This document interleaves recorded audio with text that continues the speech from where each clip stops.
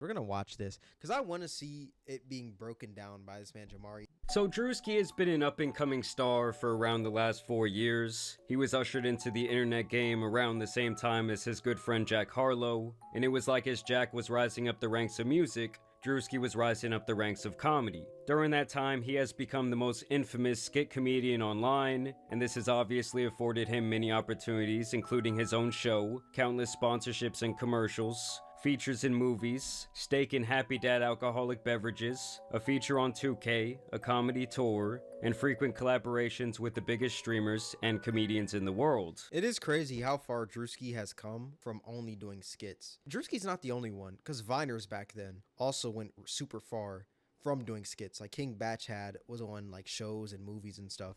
But it's crazy how far this man has come. If the stuff comes out like and it's fake, then it's just like, bro, that's so sad. Basically, this man became a cash cow, as Druski has an insane ability to take everyday situations and types of people and turn them into a viral skit or a meme. And his comedy just has this way of reflecting and predicting in real life situations. But now Druski has found himself wrapped up in the Diddy situation, as he and his friend and popular wide receiver, Odell Beckham Jr., have been listed in some of these Diddy accusations. Man. But the claims they are throwing around here are honestly so outlandish that it almost makes this hard to... I saw the report. I saw it. And I saw a lot of people saying it was fake because it said like she was, or Druski's enormous like body and stuff. Basically just calling him a fat slob. Like I saw it and saying that it was real. So I want to see this man Jamari break it down. In the matter of Ashley Parham versus Sean Diddy Combs, an amended complaint names 2 more plaintiffs and several additional defendants, including Odell Beckham Jr., Druski, and a myriad of other people. So previously it was just Ashley Parham versus Sean Diddy Combs, and then a couple John Does that were not listed, and now those John Does, the main ones, have been listed as Druski and Odell Beckham Jr. In total, Druski's name is actually listed 45 different times in this lawsuit, 45? but these are the key details that really make everyone... 45? 45 is crazy. Defendant Diddy then instructed another defendant Doe to also violate plaintiff defendant Doe, who has been determined to be defendant Druski, is what they're alleging. They say instead of immediately violating the plaintiff, defendant Druski doused plaintiff with more oil and lubricant and then jumped on top of the plaintiff's naked and oiled body, treating it like a slip and slide, and knocking the wind out of the plaintiff due to his enormous size. So they're saying Druski was in there slipping and sliding all around. Defendant Druski then caught himself from sliding over the plaintiff's oiled body, and off the bed, he then began violating the plaintiff through her reproductive parts. While defendant Druski was violating the plaintiff, defendant Diddy sat in a chair near the bed and began pleasuring himself while recording plaintiff's violation by defendant Druski. Another party's phone fell on the bed near the plaintiff. The plaintiff then attempted to grab the phone, but it slipped out of her hands and onto the floor due to the oil/lubricant that had been doused all over her person by defendants Diddy and Druski. Wouldn't they use his real name though? Like I don't know too much about this stuff, right? But wouldn't they be using his real name? Like Sean Combs or like Sean instead of like Diddy? And like Druski, I don't know what Druski's real name is, but isn't it like Andrew or something? Wouldn't they say like Andrew? Like referring to Druski, wouldn't they? For those of you who don't remember, they claim that they discovered over 1,000 bottles of laced baby. Nah, yeah, that's true, because Druski wasn't even popping around that time. He was popping like 2020. That's when he really popped. But 2020 or 2018, like Druski wasn't doing any of this stuff. I don't believe, at least.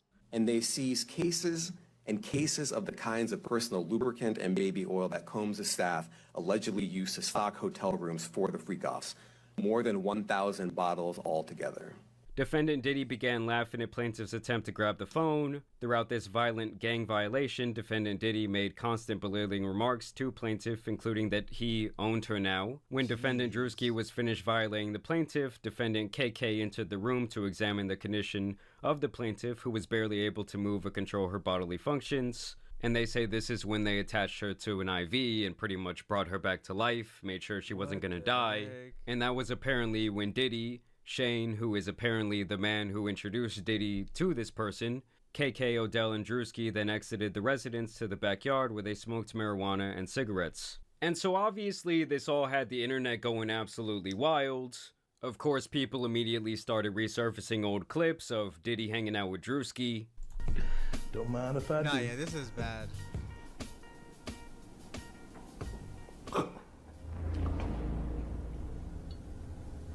They were basically saying that this clip hits different now, as it was also rumored that Diddy had been lacing drinks at his infamous parties. Nah, this is bad, bro. My bad, I'm in the chat now. I wouldn't.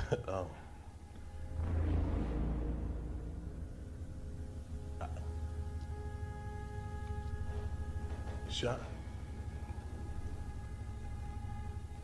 Druski was also asked at one point what it was like to attend these Diddy parties. You ever been to one of Diddy parties? Yeah, I've been in attendance. I've been in attendance. Not, hey, what the fuck you smirking for? You saying that? I've been in attendance. We just asking regular That's all I questions. said. That's all I said. I said I've been in attendance. I have been in It's attendance. crazy how quick, like, if you ask somebody, or at least one of these bigger people, if they've ever been to one of these Diddy parties, they get so defensive, which obviously it's rightfully so, you know? I mean, the whole Diddy thing. That man was going crazy, doing weird stuff, right? So people, like, are quick to go to the defense, but I don't know, it makes you look kind of guilty if, like, that's how, like, they didn't even say nothing else. He just straight went to, like, yo, not one of those, not one of those. It's like nobody said anything about one of those. They just asked if you ever been to one, you know? I don't think all these rumors about celebs linked to P. Diddy are true. I think, like, definitely there are some, like, crazy celebrities who were, like, attended at those parties.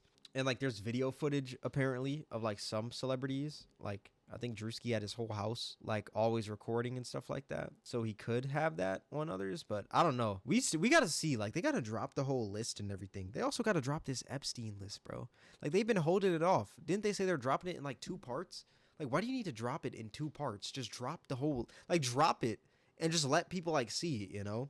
It was girls turn up, you know what I'm saying? The regular, you know what I mean? Other celebrities and shit, yeah. That's what you do. Now, obviously, Druski does like to troll. Yes, his body language became a little bit uncomfortable, but you do have to keep in mind that thousands of different people have been to these Diddy parties, allegedly, and obviously, when they're all asked about it, they all say, well, you know, I went to the Diddy party, but I didn't go to, like, the Diddy party, like, the behind the doors party that was going on. So then I started questioning, well, what was Diddy's real relationship with Druski? And as you guys can see here, back in 2021, Druski did have this show called Sneaking In with Druski, and upon further inspection, you can see that this was airing on Revolt, which was a media network that was primarily owned and founded by Sean Diddy Combs. What? Bro, I used to watch Revolt when I used to be, I remember I was grounded when I was younger, and I used to watch Revolt, because it was like one of the like TV channels that would have music and stuff like that. No way that's owned by Diddy.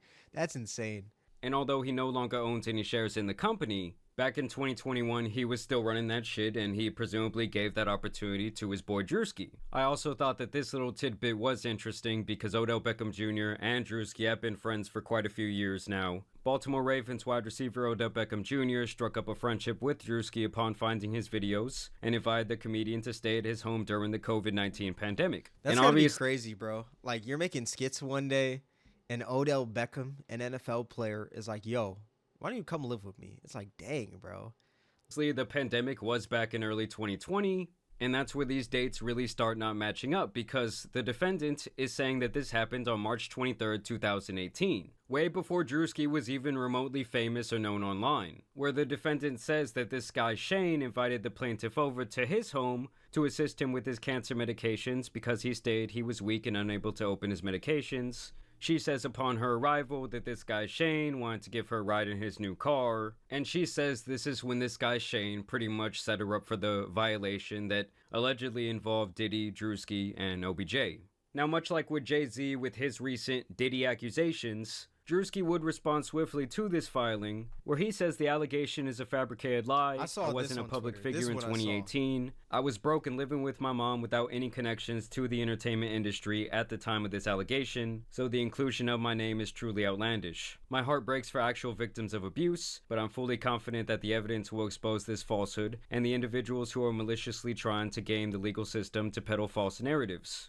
So he kind of has the same stance that Jay-Z had back a couple months ago, saying this whole thing is a bunch of bullshit, and the timeline isn't even really adding up. And of course, when something like this comes out, you're gonna have a lot of people running with the story, like this tweet that went viral where this girl says, I can't believe hashtag Odell Beckham Jr. and hashtag Druski are in this new Diddy lawsuit taking turns violating this girl. This is so dumb. Because it's like, it wasn't even, they didn't, it wasn't like a fact or anything. Like, it's alleged. And this woman just took it as fact. And that's what I hate about like Twitter, especially. A lot of people take things as fact. Let me actually change my camera but a lot of people take things as fact instead of like trying to do their own research or like waiting and just being patient for more information to come out. And they just like roll with it, which is so dumb to me. Like, I don't know. I just hate that about the internet, bro. Some people's careers can really get like derailed and just like messed over because of stuff like this. It's so sad. Wow. You had other popular hip-hop and media pages saying Druski did what? The same sentiment is shared here, ironically including this misinformation meme. Then you had people using Druski's own skits against him, like this guy who says there's no way that this Druski shit is real. Basically saying that that was Druski's reaction to this information. Another user says Druski after someone didn't give him consent. Man, this guy is so specifically bad, bro. seems to really be leading the charge when it comes to these Druski jokes about this very serious situation. He says Druski's lawyer right now. We got good and bad news. Good news, we got your payment, buddy. Bad news, they gave you life. That's the crazy part about Druski's skits too, and this is why he's such a good like content creator or just skit creator. He has a clip for every single situation. If something happens to somebody, there's always a clip. There's also that other guy, Lou Ratchet. He has a clip all the time. If you can do stuff like that while creating, like, dude, it really adds to the longevity of your creations. Sayonara.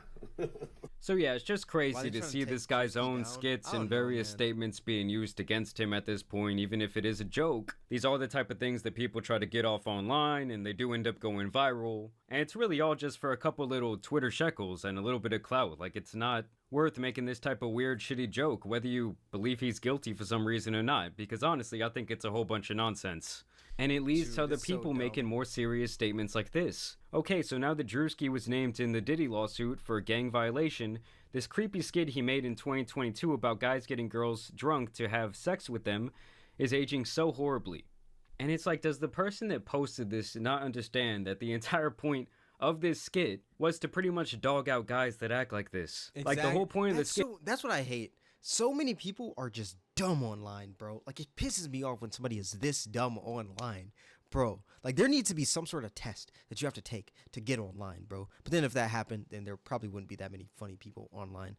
But I feel like this was, no, they're doing this for the love of the game, actually, because they don't even have a check mark. Jesus. Now here is a clip from 4 months ago of this news network, and of the lawyer representing this woman, Ashley Parham, in this case, and now these other two Jane Does, speaking on behalf of her client and the entire situation. Well, her attorney says she was in her 30s at the time of this alleged violent attack. It happened just about half a mile away from the Orinda police station here in a quiet neighborhood about 6 years ago. So yeah, 6 years ago, long before Druski was known at all. Ashley Parham says in 2018, Diddy and his entourage violently gangbang style her in Orinda. Her attorney, Ariel Mitchell, says it all started when she met a man named Shane Pierce in a bar in Contra Costa County, who began a FaceTime call with Diddy. She actually made a quip about Mr. Combs having something to do, that she didn't like him because he had something to do with Tupac's murder. The lawsuit says Parham believed Pierce invited her over to set her up to be by Diddy. The Contra Costa County Sheriff's Office told us in a statement, a report was taken on March 23, 2018. We take these cases seriously, and detectives thoroughly investigated the accusations. It was later determined the claims were unfounded. And that does make things a little bit more interesting for me, because obviously a legitimate report was made at that time, but even back then the police say, well, we found no wrongdoing. As a matter of fact, they're saying we don't believe this ever even happened. She also reported the incident to Walnut Creek Police and Orinda Police without naming Diddy, as she felt she would not be believed. The woman who lives there confirms Pierce lived there, but that he was too sick with cancer and ALS to have done this. She also says Pierce did not know Diddy. So they're saying this guy has not only cancer, but also ALS. Now, if I really want to get into my conspiracy bag, I want to note here that I think that this all could just be a mastermind smokescreen being set by Diddy and his legal team. It's like Pokemon, okay? The accuracy goes down once you set the smokescreen. Because recently, the case against Jay-Z has been dropped without prejudice, which I believe means that they cannot try to bring it back up in court. They cannot try and try Jay-Z again for the same thing. Obviously, there was a lot of holes in the timeline of that story. The accuser's own father said that he doesn't remember any of that taking place. And overall, the timeline and the series of events, especially when she came out on that news segment, just really were not adding up. So many people jump to conclusions rather than waiting for more information to come out. Like, I don't know. And that's one thing I'm trying to get away from with my videos. I don't want to hop on topics right when they happen, when there's not much context, because people just jump to conclusions so quick with that. One video of some person saying this, or one clip of this person saying this can derail someone's career, you know? Even just something like this. There's already people thinking that Druski is a I don't know if you can say it on Twitch, but grape. It's so dumb when people don't really try to get all the information first and they just try to jump to a conclusion, or whoever strikes first, they just go with that. I hate that, bro. It's so dumb. By the judge was made public, and that entire thing was dismissed. Sean Combs' legal team would put out this statement. Today's complete dismissal by the 1-800 attorney is yet another confirmation that these lawsuits are built on falsehoods, not facts. For months, we have seen case after case filed by individuals hiding behind anonymity, pushed forward by an attorney more focused on media headlines than legal merit. Just like this claim, the others will fall apart because there is no truth to them. Sean Combs has never essayed or trafficked anyone, man or woman, adult or minor. No number of lawsuits, sensationalized allegations, or media theatrics will change that reality. We will continue to fight these baseless claims and hold those responsible for these false claims. This is just the first of many that will not hold up in the court of law. And that's why I have the feeling that this entire thing is a bit of a smokescreen. Because if you have enough of these outrageous allegations coming out, it allows you to kind of start poking holes and giving a little bit of reasonable doubt to accusations that could actually be legit. And it's the more outlandish they get, describing Druski as using her as a slip and slide, and then the timeline not adding up at all, it just hurts the case for people who are possibly actual victims of abuse at the hands of P. Diddy. And at this point, it's Diddy seems so seemingly stuck in this corner that it's that's all they can do to kind of alter the public perception a little bit. And as these cases start getting knocked down and dismissed, it kind of starts the social programming, and people start to think, well, maybe these other things aren't real either. And obviously on the other end of the spectrum, you're going to have a whole bunch of people just bringing up false claims because they want a payday, they want a settlement. It's just the way they describe the entire series of events just seems a little bit too outlandish for me personally to believe. And I think that it could definitely hurt real victims in this case. Either way, I want to know what you guys think about these accusations down below. As always, also want to thank you guys for watching today's video, dropping a like and subscribing. But as you guys know, it's been your boy, the Tan Superman. And some other lawsuits out here need to be covered, so I'm out. Yeah, nah, that is bad, bro.